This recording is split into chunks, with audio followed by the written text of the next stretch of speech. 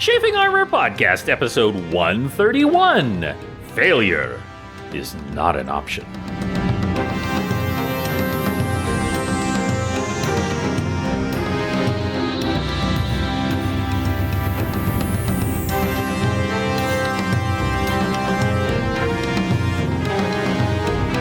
Welcome back to the Chafing Armor Podcast. I'm your host and lovable Dungeon Master, Michael Corley, and with me tonight is Lee. Lee, tell us who you'll be playing.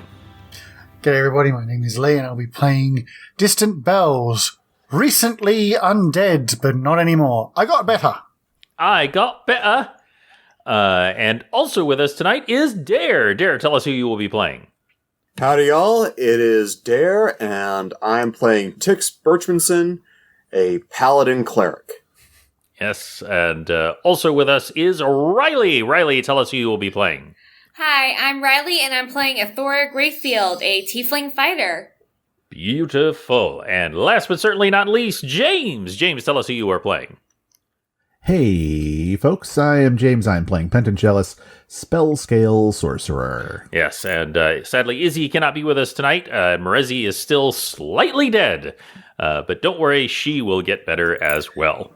When we last left our players, they had reunited in the city of Zalimvor. Distant Bells had brought back a prisoner, the head of the Cancer Crone cult, Zalavor, who I've pronounced about 16 different ways, so we'll go with Zalavor.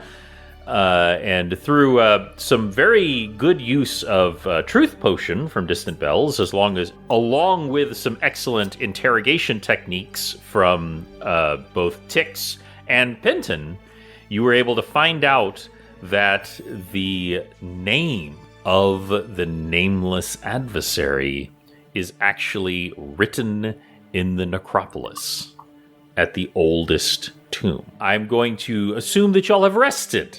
I'm going to assume that y'all have recovered from any minor scrapes and scratches and bruises and all that good stuff. Is there anything that you would like to do before heading to the necropolis? Bells is going to quickly head into the town proper and find himself an enchanter for something. Okay. He'll be back soon. Okay. There is some time. I will say that you are currently staying at the residence of the alderman Bezra Bajan, an older, very stoic human woman who has also taken in Osfalar and Petnak, two of the very few survivors of Zental Keep, and she has prepared a supper for all of you. It is a not quite a banquet, but it's a lot. I mean, there's some really nice stuff here. Does anyone have any particular requests? I request that my portion go to the mother and daughter. Get a little extra. Very, very well. The servants don't quite know what to do because they keep trying to offer you things and you keep not taking them. And it's like they don't. It's like, this has never happened before. No one's ever refused wine, but y'all are all well-fed and well-recovered and able to, in the case of some, clean themselves and such. And finally, Distant Bells returns from the marketplace. When Distant Bells goes to the marketplace, Tix goes along because he has to get a series of gems to feed his little companion. Very good, very good. Well, you did get some extra gold during your last excursion, so you do have some extra spending money. There's definitely a couple of jewel crafters and salesmen. Jewels are a little different in D&D because it is also a spell component, so they have them, both for cosmetic use, but also very practical. And Tix gets a wide collection of minerals and jewels and exotic rocks. Okay. From jewelers and crafters to feed to Fesnik. You pick them up, and Fesnik kind of keeps peeking the head out and goes, I do ever so much like the rubies if you happen to find some. If I find some. Right now, we're going to have to spend a little less on your diet And we'll save those for birthdays and special occasions. Well, if you should find any in your adventuring, you will put them my way, will you not? Of course. Thank you. You're welcome, Fesnik. DM, is there a chance that Penton could have possibly kept a small lump of the ore that was found at that forge upon my journey? I would allow it if you. Okay. There was a lot. Now, I do want to say that as I said before, the body was not entirely made of titanite. Right. But it was basically shot through with titanite. And so I'm certain if you ask, seeing as how you did save Gillis's life, she would be more than happy to, part with a small lump. Okay, just like maybe like a golf ball sized lump. Yeah. Something small. Yeah. Okay. I'll save that for later. And quick question. This is very, very important, of course. Riley, Athora, are you going to take your cat with you into the necropolis? Sure. Okay. You're actually not sure if you can keep it from coming, because it seems to just be following you now. And no matter what you do, it just kind of just shows up, and there it is. And so I was just curious. One of the things as a dungeon master I've noticed, and we all do it, is when you have a familiar or a pet or something, they kind of vanish when you're not talking about them. But, they are there. Obviously, Aphil is always either on your shoulder or nearby Penton. Right, unless she's got something to do. Right, unless she's got bird things to do. Bird things. Sorry, well, also, since we were staying at the Alderman's, Bells would also like to take the opportunity while he's staying there to kind of meet the Kinku that are in the Alderman's estate at some point. Just to find out, if there's anybody there he recognizes or, and that's half the reason he wanted to come here in the first place. He was originally looking for his sister, but, he found one of them, but he still needs to find his brother and his other sister. She is more than happy to make the introductions, and in fact, they attend the dinner. You get the impression that, maybe the Kinku doesn't normally attend, a banquet fair, but, she brings them in, and they attend, and it is a very young Kinku. It is a young female Kinku, probably about maybe 4 years younger than you. Mm-hmm.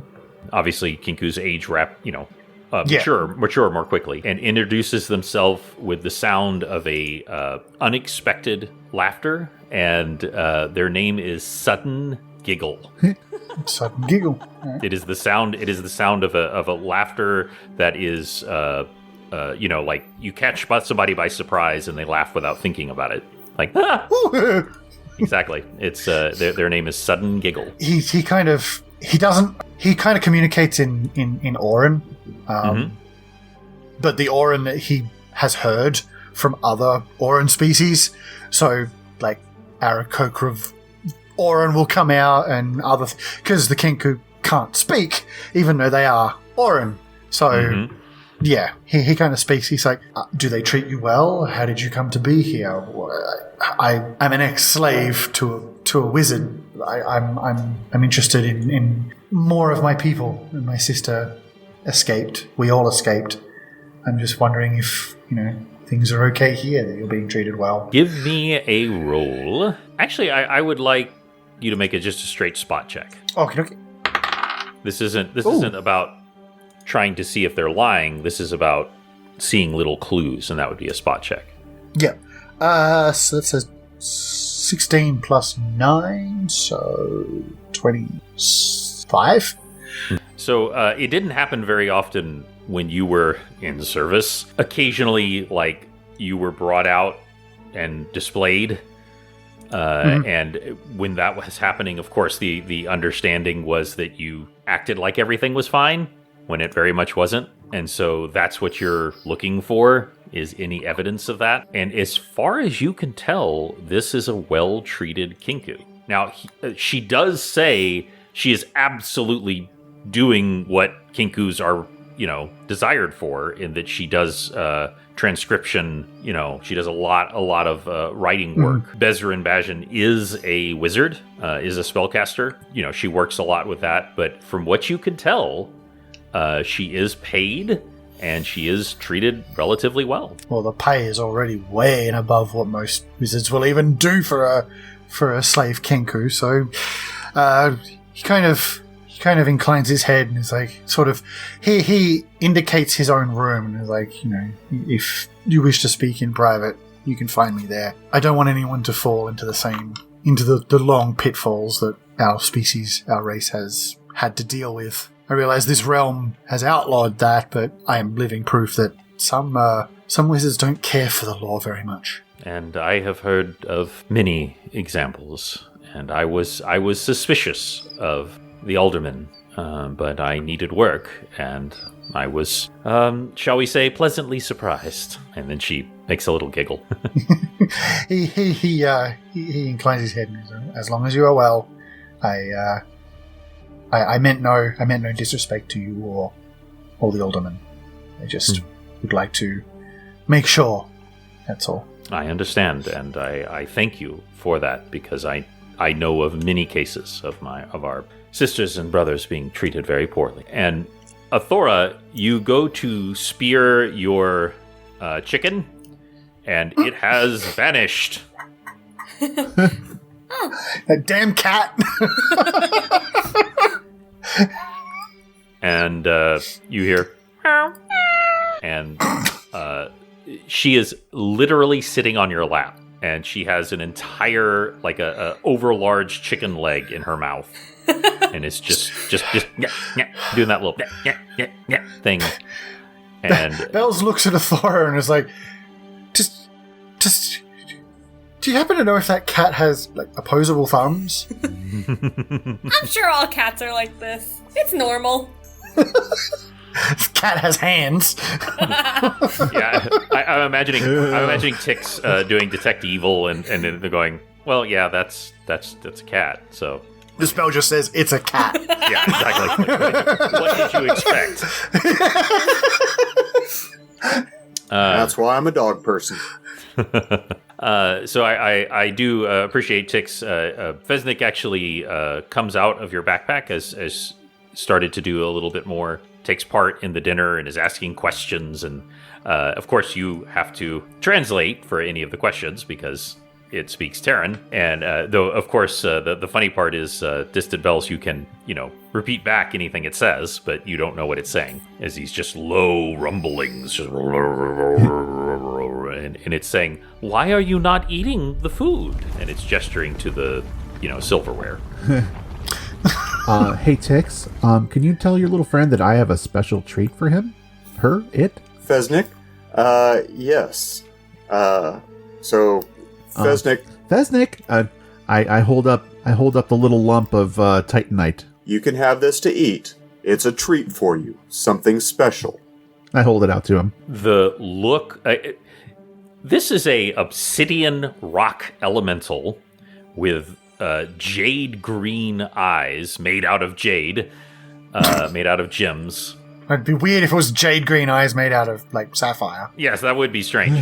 And so it's kind of hard to get expressions, kind of like you talked about with the Kinku, but like a look of wonderment comes over its face. And it says, I can truly have this? Well, yes. It's a special treat that our friend Pitten gave to you. Fesnik runs up and just hugs your legs, Penton. Oh. And it is a little painful, but it is still a very small rock elemental, but it's still a rock elemental. It does not act the way rock elementals really are supposed to act. There is clearly many things different about this one. Absolutely. For the most part, that rock elementals have very little care for other beings. Are barely aware that you're even there. This one's more of a pop elemental. Bum. Oh God, that's very good and very bad. But it climbs up on the table, and like the table sags a little bit, and it just very delicately eats the Titanite. let me tell you that has consequences. Yay! I love consequences. And I will not tell you what those are right now. But it was a very interesting choice on your part. I really like that a lot. You're welcome. With all of the consumables consumed, including the lump of titanite, which probably would have been worth about 3,000 gold. Just that tiny lump? Probably. Sweet. Yeah. It is the third most rare and valuable metal in this universe, second only to adamantine and, of course, mithril. What would y'all like to do? It is now full dusk. Are you ready? Plan for getting up at dawn and taking Xylovor to the tomb, beginning our quest for the next piece of the Staff of Seraphim. And so I confer with Distant Bells and ask him to pay special attention to how Xylovor says the name of the hidden god. Ask him to copy down whatever rune gets read. Oh, and to make sure that we have a little more truth serum so that Xylovor doesn't read some trick rune on the wall that closes it instead of opens it. Very smart. Can you make another roll to make more potion? I can do that. Scroll back up again. I need to put more points into that's off the table. Again. A flat 20. No. Okay. You believe that you are successful. Mm-hmm. I'll hold on to this until we get there. All right, so let's make our way. Okay, and y'all sleep with the exception of one. You wake up in the morning and Tix, you meditate and pray to gain your spells and feel your connection with Garl Glittergold, and Pinton, you meditate on Bahamut and feel your power coming back to you, and everyone else gears up, and as you go to put on your plate mail, Athora, you see that the cat is sleeping inside of it. Just curled up inside. If it fits, I sit. It's a box. It's a box, technically. Sorry, guys, I couldn't wear my armor because the cat was in it. All right, so. I mean, what else could I do? But no. Bells quickly runs into town to pick up what he ordered the previous day. Okay. Were you willing to pay extra for Rush? Yes. Okay. Just verifying. Okay. Yep. Y'all make your way to the west, towards the wall that Athora and Tix had originally come to, with a large iron door. Right, I presume you guys know the way. Yes, and so Tix and Athora lead the way down into the tomb, and in and around and through. I want you to know something. You open the iron door, and it led you into that kind of circular chamber. This time, when you open the iron door, it leads you directly into the necropolis. So remember, there was like that dining room table? Yeah. And you ran past it and you burst out through those doors, and then you were in the necropolis. When you open this door, you're just in the necropolis. You're just there. Very interesting. All of that stuff that y'all did before is not there. And I have to take... The door's a save point. There you go. Yeah, you got to skip past the skill part. So again, I need to impress upon everyone, because last time it was only Tix and Athora. I want you to imagine you're looking at the Grand Canyon. Because everyone goes, the Grand Canyon's really big. And then you're actually there at the Grand Canyon and you go, holy crap, this is so big. It's a hole in the ground. Yeah, it's just, and it just keeps going on, and it's so deep. And look, there's the water, and the water is like a mile away, and I can barely see it. It looks like a little squiggle. That is what this necropolis looks like.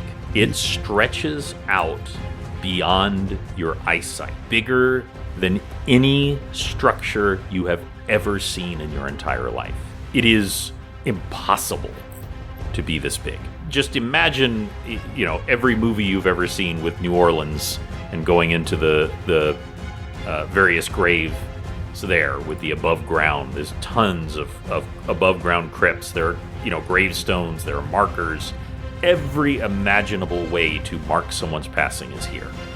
Wood, stone, metal, everything. It stretches off beyond your sight. Wow. Bells You found the place in all this?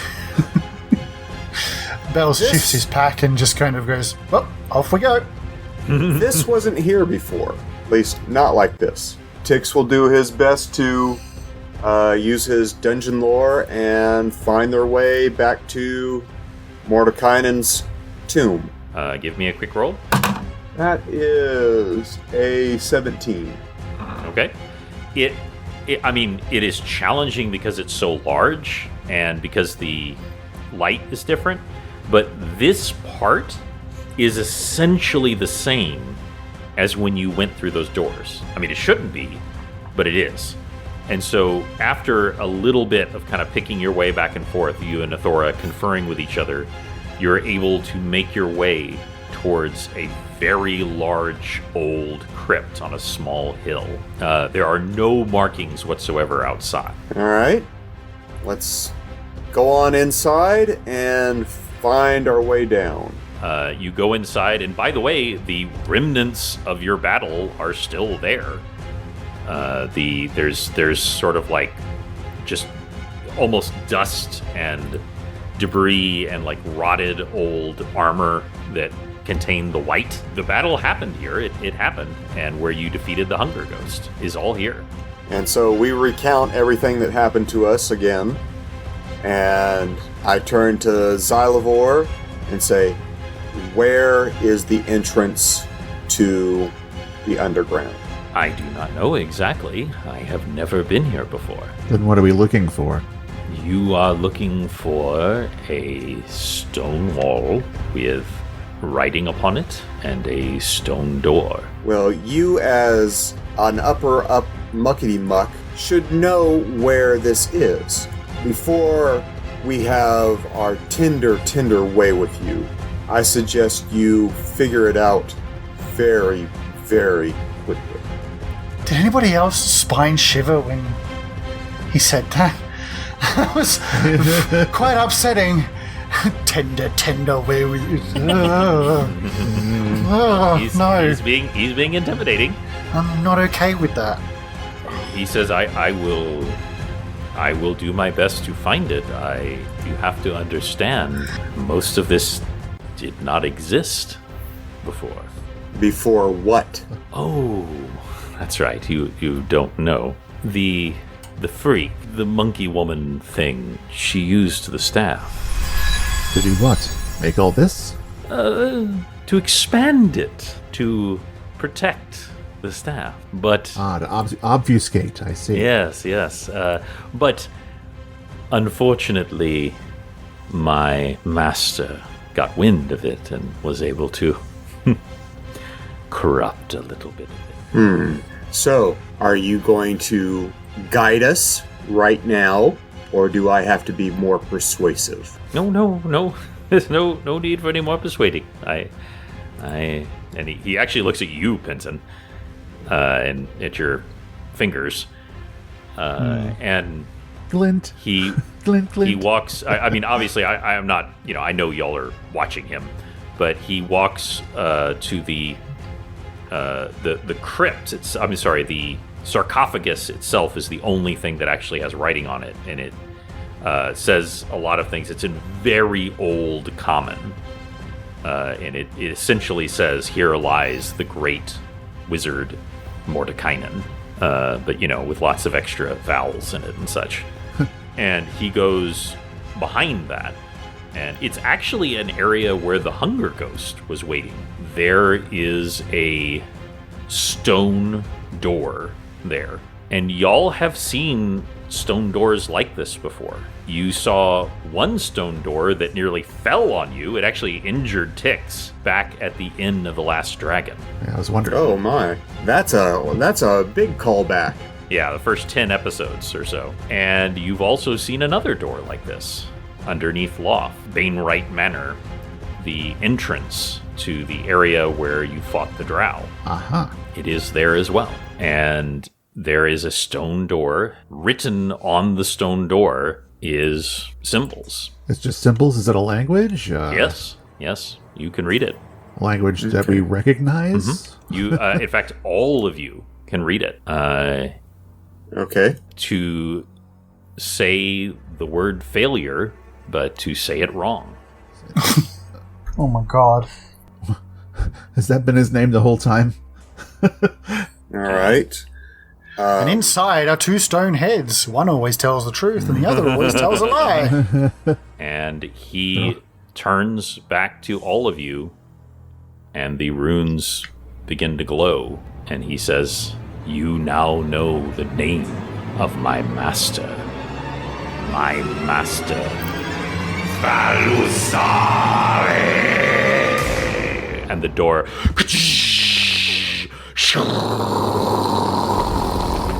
opens, and whoosh over all of you. You suddenly, that name is burned into your mind. And after more than a year, and really close to 2 years of adventuring, you have never known this name, even though you essentially said it out loud all those months ago in Bainwright Manor. I would like anyone with the appropriate knowledge to make a roll that has history or dungeoneering or something similar. Okay. Tix rolls a 19, so that's a total of 26. Penton, I would like you to make a straight roll, but with advantage. Okay. The good die is a 19. Okay. Both of you have some knowledge of Falzure. Tix, you know that it is a dragon deity, a god of energy draining, death, decay, and exhaustion. His symbol is a draconic skull. Penton. Well, not unlike the draconic skull that we walked through in that... Yes. You remember Okay. that temple that you went into with Merezi and her father was a corrupted temple. It was originally a temple of one of the siblings of Bahamut.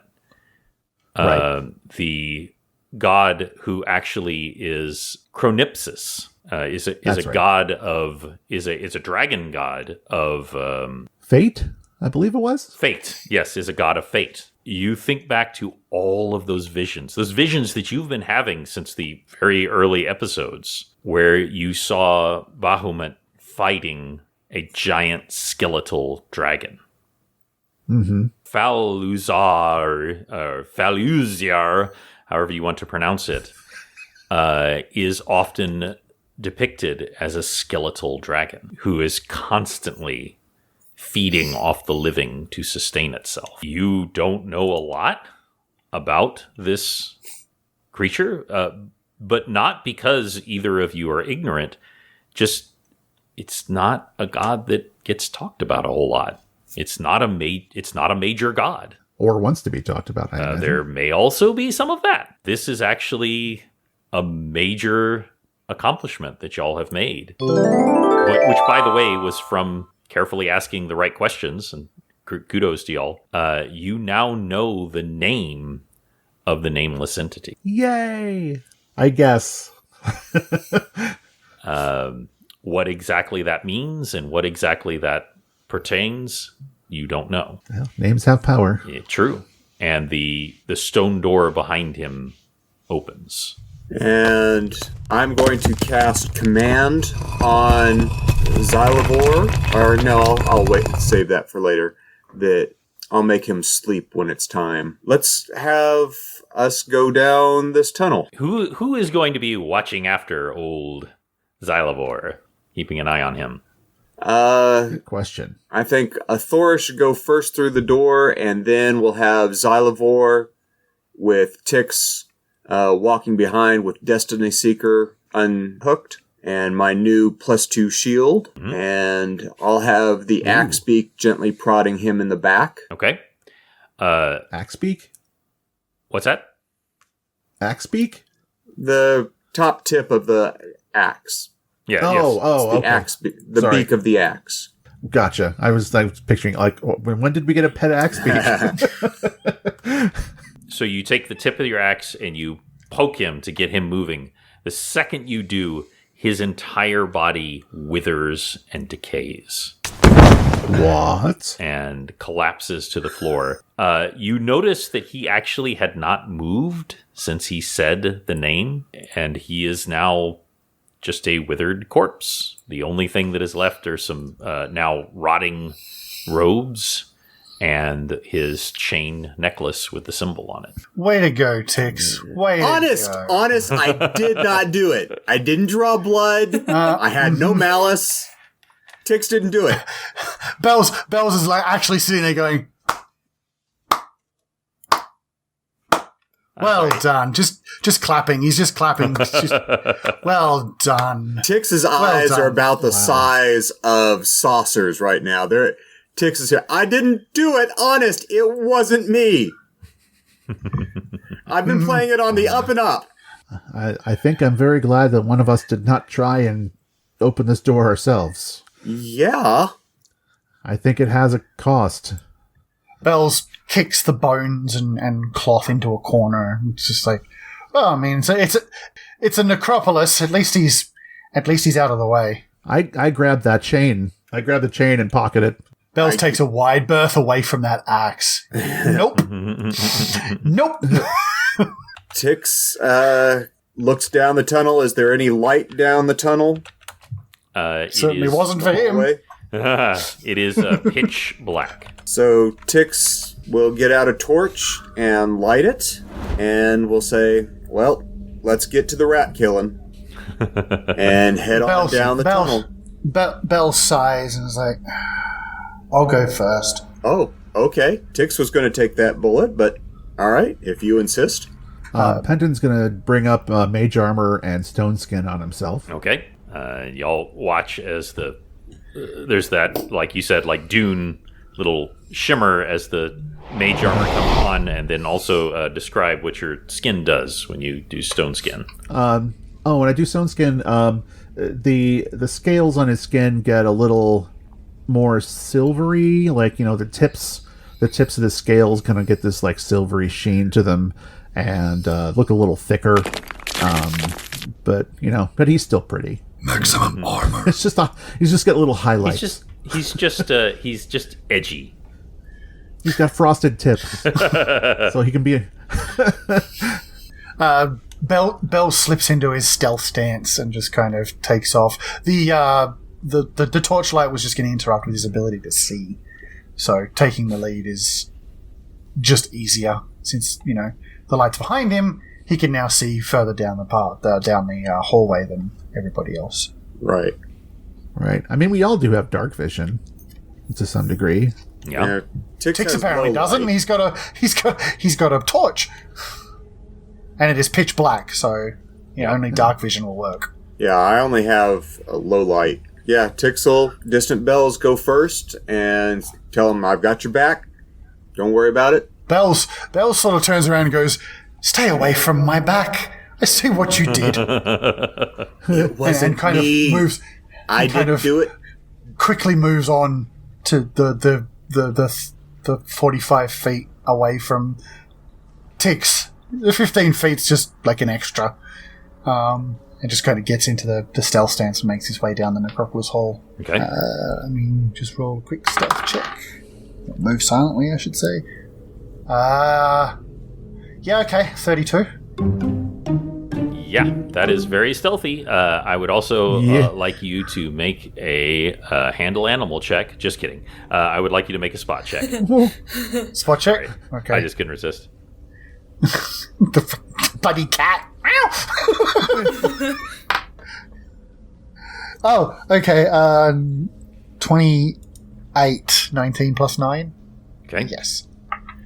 So there is a long, narrow hallway. The each side is stone, and as you go, the stone starts being replaced in places with skulls, and then finally, it's just skulls on either side as you walk. With that spot check, you start to take a step, and you sense a couple of things all at once. One, where you were about to step is like moving slightly. You also get that sense of a room that is much more open than it was before. This was like a very narrow, skull-lined room. And then suddenly you can feel like the open air and in the darkness. Okay. Penton's going to have his magic vision on while we're moving slowly through here. Okay. And what does your magic vision do? Well, just let's detect magic, basically. Okay. There is, unsurprisingly, a faint aura of magic everywhere, but you do not see anything that strikes you as particularly magical at the moment. Okay. He can see an octarine as well as the normal spectrum. He can see in this. Is this your card? The movement is like a kind of a slow rocking back and forth, and you look down and you see that it is a bridge extending into the darkness. Where's Ozakai? No kidding. I mean, you would have fallen off it, let's be honest. Yeah. Exactly. The bridge is made of sticks, and after a moment's more examination, you realize that the entire bridge is made... Domo arigato. Stobato. The entire bridge is made of staffs of seraphim. Oh my god! Wow, Taka, this dude's been busy. It is made. I was waiting to hear bones, but no. And I mean halves. So literally the halves of the staff of seraphim, over and over again. The side supports. There is rope binding it all together, but it's all made out of staff of seraphims, halves. Which I've very loosely said that the staff of seraphim is about maybe 3.5 feet long when it's complete. So just like barely a foot. So just like over and over again, bound over and over again with thick rope. And there are 2 guides on each side, handrails essentially, that are also made from those. And it stretches off beyond your vision into the darkness. Crazy. Oh, Bells begins to cross. Okay. Best Who's place to next? hide it. Who's Tix will next? go next. Tix will Okay. follow up behind Distant Bells. Bells will make sure to, wait until I'm across, go one at a time. It just seems like this thing is probably not the best to test more than one person at a time. Also points at the backpack and was like, maybe the Earth Elemental should cross after you, given that you probably weigh a ton right now. Oh well, when the Earth Elemental is in his backpack, it doesn't weigh anything. Oh, okay, well, Never mind. He has a god-touched backpack. Of course he does. It's a special papoose. Yes, indeed. Otherwise, carrying a Earth Elemental that's now larger than him would be a problem. It's not that difficult, but yeah. Yeah, that's true. That's a low bar, literally. And so, Sorry, he'll walk under it. It's fine. Would that put Limbo champion. Pinton next, and then Athora? Sure. Yeah, I mean, yeah. I'm gonna have my wings out, ready to go, just in case something Okay, happens. y'all hear the as the wings come out. You sure you need this bridge? I was thinking about it, but I didn't want to show off. You not want to show off? The glowy dragon boy. Glitter. Bells, you can't really tell, but Bells can actually raise his eyebrows. It's just very difficult to see. So you keep making your way across the bridge. It is long, and you can hear echoes coming from wherever this chamber is. Do you still have your torch, Tix? Yes, Tix Okay. still has his torch. Gotcha. Please keep it away from the rope. Very good point. Yes. Y'all are adventurers. I assume y'all do basic stuff like that. I don't. I'm not. I'm I not mean, here to punish given how small Tix is, the rope is very close. you could hear the like I said, the wind is literally blowing. This chamber is large enough that there's actually wind. As you make your way through, you certainly can't see the bottom, And up ahead, distant bells, you can see something is on the bridge. Bells, I'm assuming it's still pitch black, technically. Yes. Bells gets even deeper into a stance and slowly approaches, trying to make out. He can't see color, but he can maybe get to a point where he can start making out details of what this is sitting on the bridge, moving half speed. Okay. Just being very, very careful about where to put his feet and making sure that, when he puts his foot down, there's little to no noise as he makes his way closer. This is on the bridge, so really don't have much choice but to go through it, but True. you might want to find out what it is first. Well, except for Show Off back there, it could just glide around it, probably. I can only glide. It's true. You can fly in your full dragon form, but only for a brief time. True. Yeah, I gotta save that for special occasion. Very, You need the double very jump. wise. You need the double jump spell so you can at least get some height before you glide. Right. To buy some spring shoes or something. The dungeon master. All right, Spyro. The dungeon master did consider that ring that Aphil stole. Originally, I was considering it to be a ring of jumping, just because I thought it would be so funny to have one of y'all jumping all around like a frog. But I actually did decide on a ring of enlargement. Oh Beforehand. yeah, I could go that route, I suppose, if it comes to it. It's true. It's true. Well, anyway, distant bells. You can see a figure laying on the bridge. Oh. It appears to be humanoid, and it looks like there is a ragged cloak on top of it.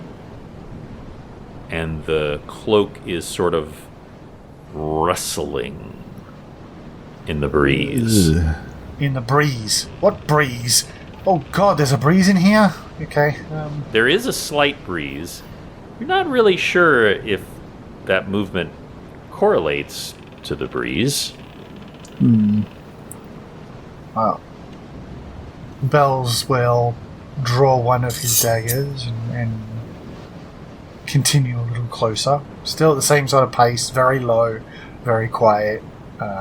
He would attempt to hide, but we're on a bridge. There's really nowhere to go. You make your way closer.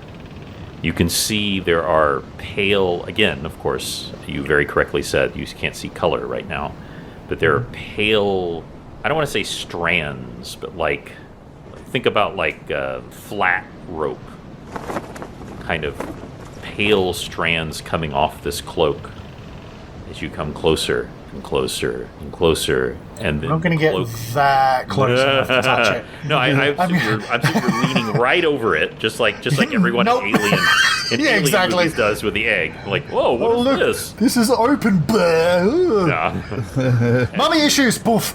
As you come closer, Am I seeing anything magical coming from that, by the way? well, I mean, yes, but not. It's not like a magic item or something like Okay. that. So there's sort of like a weird aura coming off the cloak.